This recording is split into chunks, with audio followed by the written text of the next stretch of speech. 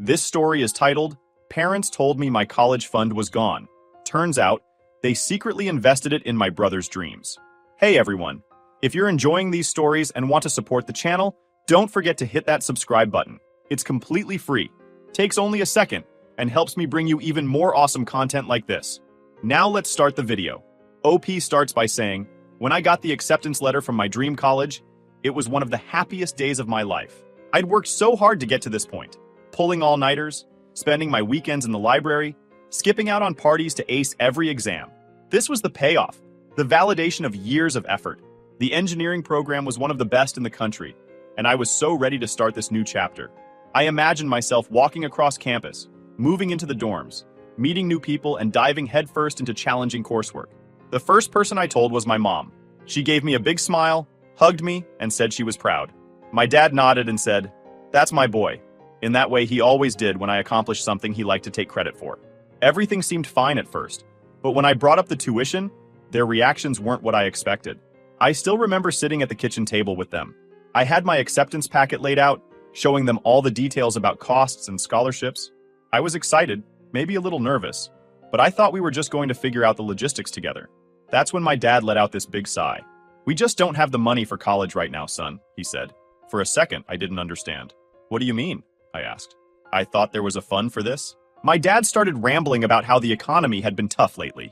My mom chimed in, mentioning my brother's medical bills. It was like they had rehearsed the excuse because they passed the explanation back and forth like it was a relay race. The more they talked, the more obvious it became that this wasn't news they had just discovered. "But you've always said you've been saving since I was a kid," I said, trying to keep my voice steady. "You always told me not to worry because you were setting money aside for college." My mom couldn't meet my eyes. She stared at her hands like they were suddenly the most interesting thing in the room. "We had to use that money for emergencies," she said softly. "Sweetie, I'm so sorry." It was like someone had punched me in the chest. I sat there, stunned, trying to process what they were saying. Sure, I knew my brother's health had been bad for a while. He'd been diagnosed with a chronic condition a few years back, and the treatment couldn't have been cheap. But I still didn't understand how everything could just be gone. "Maybe you could take out some loans," my dad suggested. "Or start at community college and transfer later. Lots of people do that." I nodded, but it was automatic. My head was spinning. I had worked so hard, had done everything right, and now I was supposed to settle for something less?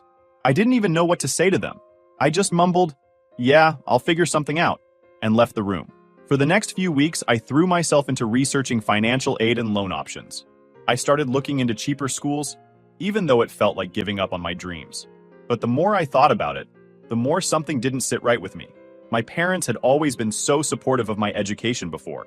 They were the ones who pushed me to aim for top colleges, to join clubs, and take AP classes. Now they seemed almost indifferent, like my future wasn't their problem anymore. The change in their attitude was too sharp to ignore. They didn't ask about my plans, didn't offer to help me figure out alternatives. Every time I brought up college, they either changed the subject or gave me some vague platitude about how everything would work out. It felt like I had gone from being the kid they were proud of to someone they didn't want to deal with anymore. One night, I overheard them talking in the living room. My dad was saying something about my brother's big opportunity and how they needed to support him now because it's his time to shine. My mom agreed, saying she believed it was a worthy investment. At first, I thought they were talking about his medical treatment, but the way they phrased it felt off. I tried to push the doubts out of my mind, telling myself I was just being paranoid. But the seed was planted, and it kept growing. I started noticing little things, like how they perked up every time my brother called to talk about his business plans. Meanwhile, my college prospects were treated like an afterthought. Then, one Saturday afternoon, I was in my dad's office looking for a copy of my birth certificate. I needed it for one of the financial aid forms, and my mom said it was probably in the filing cabinet. As I flipped through the folders, I stumbled across one labeled with my brother's name. I know I shouldn't have opened it. I wasn't trying to snoop, but curiosity got the better of me. Inside, I found a stack of papers that made my stomach drop. It wasn't medical bills like I expected. It was an investment contract. My parents had poured a massive amount of money into my brother's tech startup. And the kicker?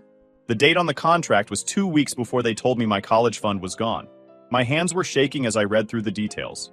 They had invested everything they had saved for me, money they'd promised would secure my future, into my brother's business.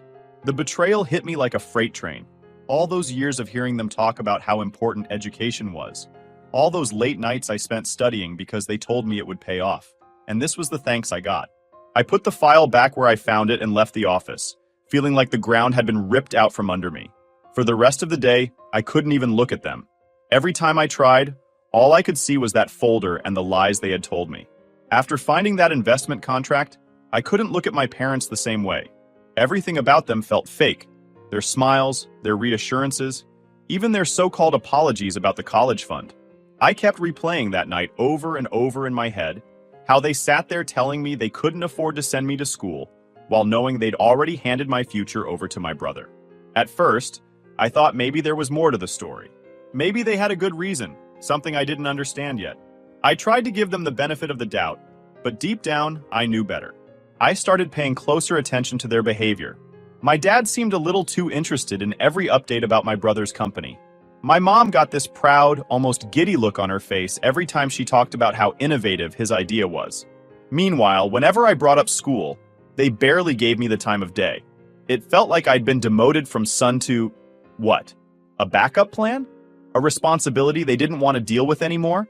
I felt like I didn't belong in my own family. For days, I debated whether to confront them. Part of me wanted to scream at them, demand to know how they could do this to me. But another part of me wasn't ready. I needed to know the full story before I said anything, so I started digging. I spent hours trying to piece things together. I went through bank statements I found in the same filing cabinet, looking for anything that confirmed what I already suspected. I didn't want to believe it, but there it was, clear as day. The numbers matched up. Every penny they had set aside for my college fund was gone, transferred into some account tied to my brother's startup. I wasn't angry at my brother, at least not at first. I figured he probably didn't even know where the money came from. But the fact that my parents had made that choice, had prioritized his business over my education, made my blood boil. They had taken something that was supposed to be mine, something they had promised me for years, and given it to him without a second thought. Then there were the conversations I overheard. Late at night, when they thought I was asleep, my parents would talk about how the risk was worth it, and how they believed my brother's startup would pay off in the long run. My dad kept saying things like, "This is the best chance we have to set him up for life." Set him up for life? What about me? One night I couldn't take it anymore. I was sitting in my room, staring at the acceptance letter from my dream college. It felt like a cruel joke now, a reminder of something I couldn't have. My stomach churned every time I thought about it. That's when I decided I couldn't keep quiet any longer. The next day, I was sitting at the kitchen table when my dad walked in. My mom was out running errands, and it was just the two of us. I figured it was as good a time as any. "Hey, Dad," I said, trying to sound casual. "Can I ask you something?" He looked up from his coffee, raising an eyebrow. "What's on your mind?" I hesitated for a second, then said, "How much did you guys invest in Mike's business?" For a split second, he froze. It was subtle, but I caught it. He quickly recovered, setting his coffee down and giving me this confused look.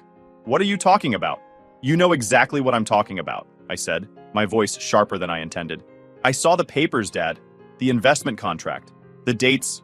His face hardened, and for the first time in my life, I saw him drop the dad act. He wasn't apologetic or ashamed. He was defensive. "That's none of your concern," he said flatly. "It's my concern when you used my college fund to do it," I shot back.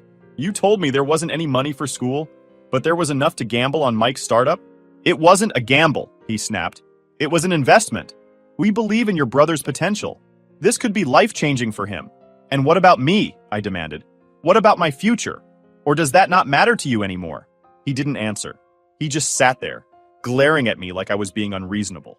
At that moment, I realized there wasn't going to be an apology. He didn't feel bad about what he'd done. In his mind, he had made the right decision, and I was just supposed to accept it. When my mom got home later that day, I confronted her too. She cried, of course. She always cried when she didn't want to take responsibility for something. She kept saying things like, "We thought it was the best choice for the family and we didn't mean to hurt you." But all I could think was, "You didn't think about me at all." Over the next few days, the tension in the house was unbearable. My dad avoided me, my mom acted like a martyr, and my brother was oblivious to the whole thing. Eventually, I realized there was no point in staying. I couldn't trust them anymore. They didn't see me as a priority, and I couldn't keep pretending everything was fine. So I started making plans to leave. It wasn't an easy decision. I didn't have much money saved up, and I knew things would be tough. but I also knew I couldn't stay in a place where I was always going to be second best. The tension in the house grew thicker by the day after I confronted my parents. My dad acted like I didn't exist, and my mom tried to tiptoe around me, but neither of them showed any sign of regret. It felt like they were waiting for me to calm down and get over it, as if their betrayal was just a misunderstanding I'd eventually forget. Meanwhile, my brother, Mike, came home for Sunday dinner like everything was fine. He walked into the house with that confident, easygoing smile he always had, oblivious to the storm brewing under the surface. My parents greeted him like he was a celebrity, asking about his business and showering him with praise. I sat at the dinner table, silently fuming, watching the whole scene play out like I wasn't even there. Dinner started as it always did. My mom asked Mike about his latest progress, and he launched into a story about how his company was gaining traction. He talked about potential investors, new ideas he was working on, and how proud he was of everything he'd accomplished. My parents hung on his every word, their faces lighting up like he'd just cured cancer. I couldn't take it anymore. So, I said, cutting through the conversation, how much did Mom and Dad invest in your startup? The room went dead silent. Mike froze, his fork halfway to his mouth. My dad's face turned beet red, and my mom's smile vanished in an instant. What? Mike asked, clearly confused. He looked between me and our parents, trying to figure out what was going on. You heard me, I said, my voice steady but sharp. How much of my college fund did they pour into your business? Enough, my dad snapped, slamming his hand on the table. This isn't the time or place to bring this up. It's exactly the time and place, I shot back. You think I'm just going to sit here and play along like everything's fine? You lied to me. You told me there was no money for school, and then you gave it all to him. Mike looked stunned. Wait, what? I didn't know that money was for your college, he said, turning to our parents. Is that true? My mom started to stammer, but my dad cut her off. What we do with our money is none of his business, he said coldly. None of my business? I repeated, my voice rising. It became my business when you let me believe I'd have the chance to go to college. You made me think my future mattered to you, but I guess I was wrong. Sweetie, it's not like that, my mom said, her voice shaky. She reached across the table like she was trying to calm me down. We had to make a choice. Your brother's business is an investment in the future. You thought what? I interrupted, my anger boiling over.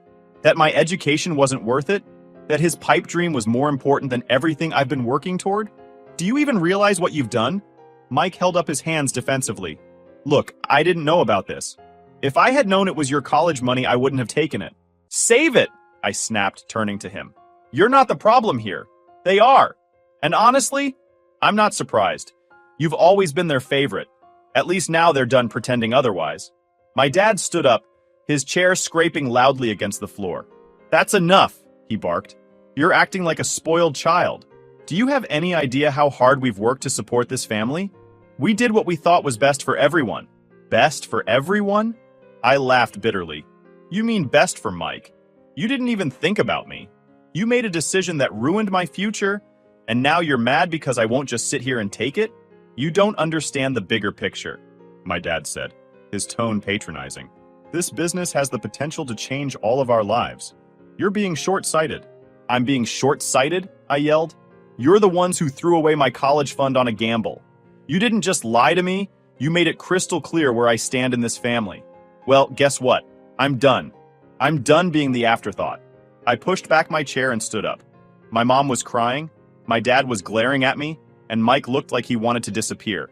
You can keep your money, I said, grabbing my bag. I don't need it. I'll figure out my own future, and it'll be without you. I walked out of the house, ignoring their calls for me to come back.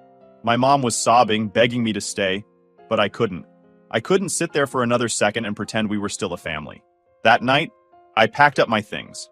I didn't have much, just a duffel bag of clothes, my laptop, and a few $100 I'd saved from my part-time job. I didn't have a plan, but I didn't care.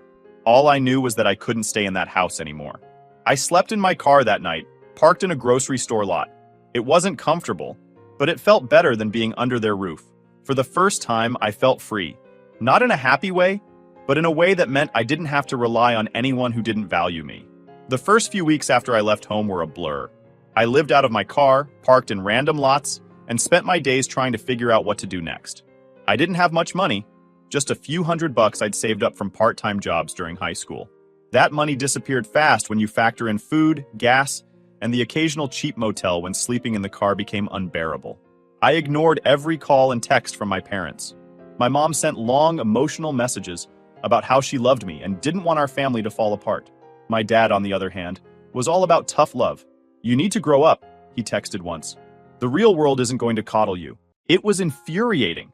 He acted like I was the one who had done something wrong, like leaving was a temper tantrum and not a response to years of being overlooked and treated like I didn't matter. I didn't even know how to respond, so I didn't. I just let their messages pile up and focused on surviving. I eventually landed in a small town a few states away. I hadn't planned to end up there, but I ran out of gas and money at the same time, so it felt like fate. The town wasn't anything special, just a handful of stores, a diner, and a few small businesses, but it was quiet and nobody knew me. I walked into the diner, desperate for a job. The manager, a tired-looking guy in his 50s, took one look at me and said, "You start tomorrow." I didn't even ask what the pay was. I just nodded, thanked him, and spent the last of my cash on a tank of gas and a pack of ramen to eat in my car. The work wasn't glamorous, just waiting tables and cleaning up after shifts, but it was enough to get by. I lived off tips, saving every penny I could. A week later, I picked up a second job at a local garage, helping with oil changes and basic repairs. It wasn't exactly my dream life, but it was mine. For the first time, I wasn't relying on anyone else. The days blurred together. I worked from early morning at the garage to late at night at the diner. My body ached and I barely had time to think. But in some strange way, I felt free. I didn't have my parents hovering over me, didn't have to hear about how great my brother was doing. It was just me, figuring things out one day at a time. One night, after a particularly long shift, I sat in my car eating cold ramen and scrolling through my phone. I saw another text from my mom, this one longer than usual. She talked about how much she missed me, how things hadn't been the same since I left. "Your father and I just want to talk," she wrote. "We can work this out as a family." I rolled my eyes. Now she wanted to work things out? Where was this energy when I was still living at home, begging them to care about my future? I tossed my phone onto the passenger seat and tried to ignore the knot of emotions in my chest. But as much as I wanted to shut them out completely, part of me still cared. I hated that about myself. After everything they'd done, some small, stupid part of me still wanted their approval. It was like I couldn't let go of the idea that maybe, just maybe, they'd finally see me as more than the backup son. Months went by. I settled into a routine, and things started to stabilize. I managed to save up enough to rent a tiny room above a hardware store. It wasn't much, a bed, a desk, and a shared bathroom, but it felt like a palace compared to sleeping in my car. I started looking into local colleges, figuring out how I could take a few classes while working. It wasn't the prestigious program I'd dreamed of, but it was a start. One day, while I was wiping down tables at the diner, my phone buzzed. I glanced at the screen and saw my brother's name. For a second, I considered ignoring it, like I had every other call from him, but curiosity got the better of me. "Hello?" I said, keeping my voice neutral. "Hey," he said, sounding awkward. I just wanted to check in. Mom told me you left." "Yeah, no thanks to you," I said flatly. There was a long pause. "Look, I didn't know about the money," he said finally. "If I'd known, I wouldn't have taken it, I swear." "Doesn't really change anything, does it?" I said. "You still got it, and I got nothing." "I know," he said quietly. I didn't want you to think I was part of it. I'm sorry, man. For real." I didn't know how to respond. Part of me wanted to believe him, but another part of me couldn't shake the resentment. He was still their golden child, the one they'd chosen to invest in while leaving me behind. His apology didn't change that. "Thanks for the call," I said finally. "But I've got to get back to work." He sighed, but didn't push. "Okay, take care of yourself." I hung up, feeling more conflicted than ever. On one hand, it was nice to hear him acknowledge the situation. On the other hand, it didn't fix anything. I was still scraping by while he chased his dreams, backed by the parents who were supposed to support both of us. That night, I sat in my tiny room, staring at the stack of community college brochures I'd picked up. I thought about all the dreams I'd had for my future, how much I'd sacrificed to get into that engineering program. It still hurt to know I'd never have that. But as I looked around the room, I realized something else. I was making it on my own. It wasn't perfect, and it definitely wasn't easy, but it was mine. Months passed, and life started to feel a little more manageable. I was working 2 jobs, scraping by in my tiny rented room, and slowly piecing together what my future might look like. It wasn't glamorous by any stretch, but I was proud of myself for making it this far. I'd gone from having everything ripped away to standing on my own, no matter how rough the road was. Then one day, out of nowhere, my phone rang. I didn't recognize the number, but I answered anyway. Hello? It's me, said a voice I hadn't heard in months. My mom. I almost hung up. I didn't have the energy for her guilt trips or excuses, but something in her voice stopped me. She sounded different. What do you want? I asked, trying to keep my tone neutral. I left your father, she said. Just like that. No build-up, no preamble. I sat there, stunned. What? I left him, she repeated. I can't do it anymore. I can't keep pretending everything's okay when it's not. I should have done it years ago. My mind was racing. This wasn't the woman I'd grown up with, the one who always backed my dad no matter how wrong he was. Why now? I asked cautiously. Because of you, she said. Because I can't keep living with what we did to you. Watching you leave, knowing how much we hurt you, it made me realize how wrong things have been for a long time. I didn't know what to say. Part of me wanted to scream at her, tell her it was too late to make things right. But another part, the part that still cared, wanted to believe her. Look, I know I don't deserve your forgiveness, she continued, but I want to try to make things right. I sold the house. Half of it is yours. It should have been your college fund in the first place. I hope it's enough for you to start over. I was speechless. For months, I'd been grinding just to get by, and now she was offering me a lifeline. But at what cost? What about Dad? I asked finally. She sighed. He's angry, of course. He still thinks he did the right thing. He's convinced Mike's business is the key to everything. And Mike? He's upset too, but he gets it. He knows we messed up, even if your father doesn't. I leaned back in my chair, trying to process everything. My mom was finally taking a stand, finally admitting what they'd done was wrong. But I couldn't just let go of all the pain, all the resentment, that easily. I don't know what to say, I admitted. You don't have to say anything right now, she said. Just think about it, and know that I'm truly sorry for everything. I should have stood up for you sooner. I failed you as a mother, and I'll regret that for the rest of my life. After we hung up, I sat in silence for what felt like hours. I didn't know what to feel. Relief? Anger? Gratitude? It was all jumbled together in my chest, making it hard to breathe. Over the next few weeks, I watched as my mom followed through on her promises. She sold the house and sent me half of the proceeds. It wasn't enough to cover all 4 years of college, but it was a good start. I enrolled in a local college's engineering program. Nothing fancy, but it had everything I needed. Moving forward felt strange, almost surreal. For so long, I'd been in survival mode, just trying to get through each day. Now, I had something to work toward again, a reason to keep pushing. My mom moved to the same town, renting a small apartment nearby. She got a job as a bookkeeper and started over too. We didn't talk every day, but when we did, it felt different, more honest. She wasn't the same person she'd been when I was growing up, and I wasn't sure if that was a good thing or if it just made me sad for the time we'd lost. As for my brother, he called me a few more times. Each time he apologized for what happened and tried to make amends. He even offered to repay the money my parents had invested in his startup, but I turned him down. I don't want it, I told him. It's not about the money anymore. It's about what it meant, what they chose. He didn't argue, but I could tell he felt guilty. He should have, honestly. Even if he hadn't known where the money came from, he'd always been the golden child, and he'd never stopped to question why. My dad, on the other hand, stayed silent. He didn't call, didn't text, didn't even try to reach out. I heard from my mom that he was furious about the house being sold and blamed me for ruining the family. I couldn't bring myself to care. He'd made his choice, and I'd made mine. College was hard, especially while working part-time to cover the costs my mom's contribution couldn't. But it felt good to be back on track, to be working toward a future I could be proud of. Some nights, I'd sit in my dorm room, surrounded by textbooks and papers, and think about how much had changed in just a year. The pain of my parents' betrayal was still there, but it didn't define me anymore. I'd learned to rely on myself, to fight for what I wanted even when the odds were stacked against me. And I'd learned that family isn't about blood or loyalty, it's about trust and respect. My relationship with my mom is still a work in progress. We're trying, but there's a lot of history to untangle. As for my brother, I'm not sure where we stand. He's made efforts to rebuild our relationship, but I'm not ready to let go of everything yet. My dad? I don't think I'll ever forgive him.